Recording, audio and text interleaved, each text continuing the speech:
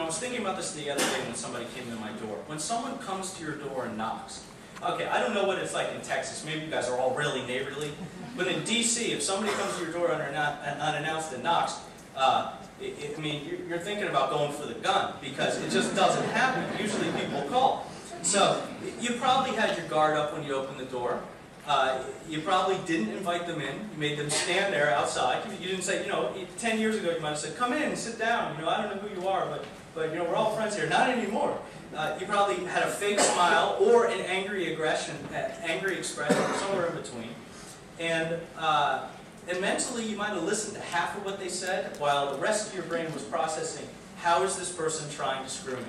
What do they want from me? Why are they there? And why are they wasting my time? Because the baby's crying and there's something on the stove and there's something great on TV that I can be watching and I'm standing in front of this person. It happens on the phone too. The all-expense paid trip. Catch, you pay a full unrestricted airfare and you get screwed out of the rest of it. Or you take a magic pill and you'll increase your sex life. Catch, there are no such things as magic pills. You work at home as part of an elaborate pyramid scheme, and you can make all these money, and then if you watch the commercial, you can have a boat and a mansion and people who are serving you, right?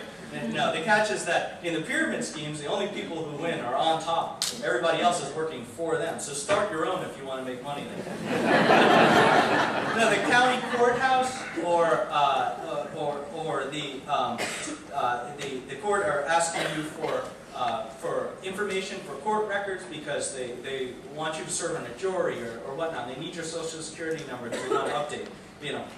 eBay emails. Give me your social security number in your account because we need to check. They're not real. They don't do that. You're just as likely to be able to buy the Brooklyn Bridge from someone near Penn Station in New York. So if there's a way to cheat you out of your money, someone's going to do it. And that's why, as a culture, as a society, we've become people with their guards way up. So what happened to an honest wage for an honest day's work?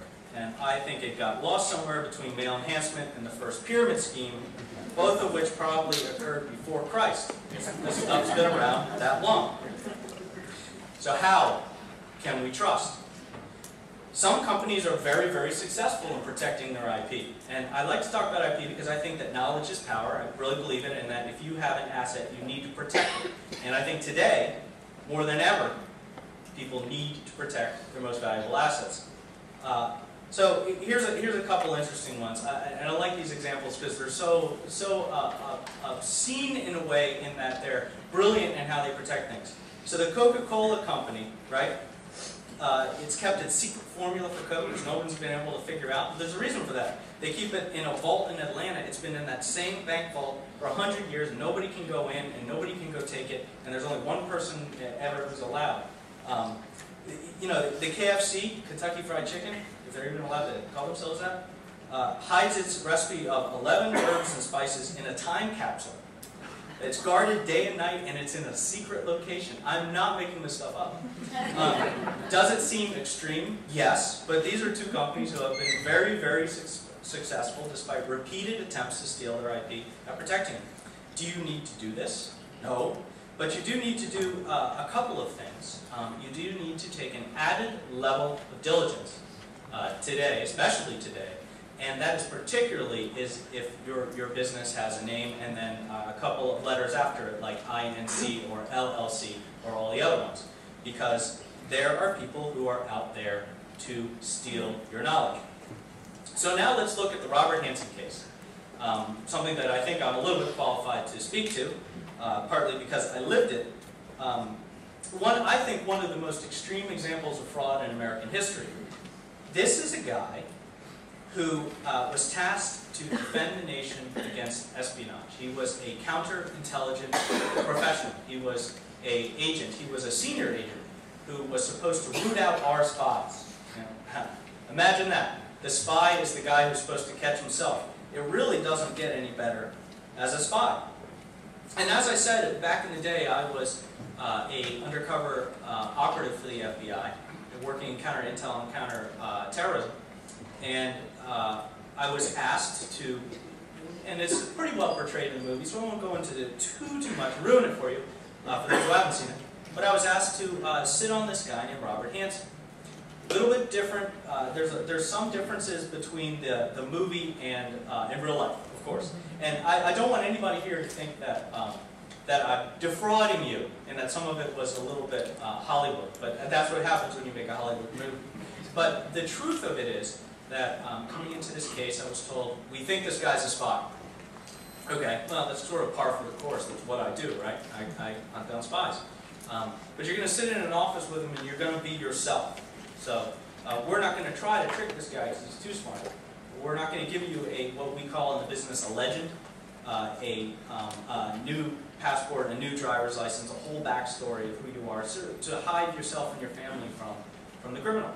So I'd go in as myself because this guy was so high up they thought that he could use his technological savvy to peel away my cover.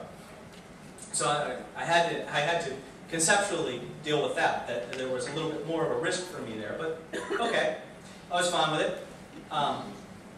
And I was asked to do a couple of things. One, take a hard look at Hansen, see if he was indeed the spy that we believed he was, circumstantial evidence that we had actually bought from a Russian defector.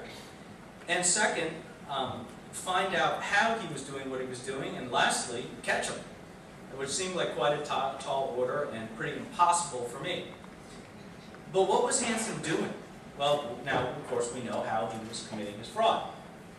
He was stealing information from the FBI, from the CIA, and from other organizations. He was dropping them in a hole in the ground with set, scheduled drops, and that's what we call it. It's called a dead drop. When you leave it, you disappear, and then sometime later, an official from the Russian embassy will come out, do what's called a SDR, surveillance detection route, make sure that people like what I used to do in the FBI aren't following them to try to where they're going to pick up the drop, and then they leave money in the ground. Later, Hansen would come and pick up the money, and this went on for 22 years, where he sold our as a nation, yours, mine, our top IP, our top knowledge, the way that the nation protects itself.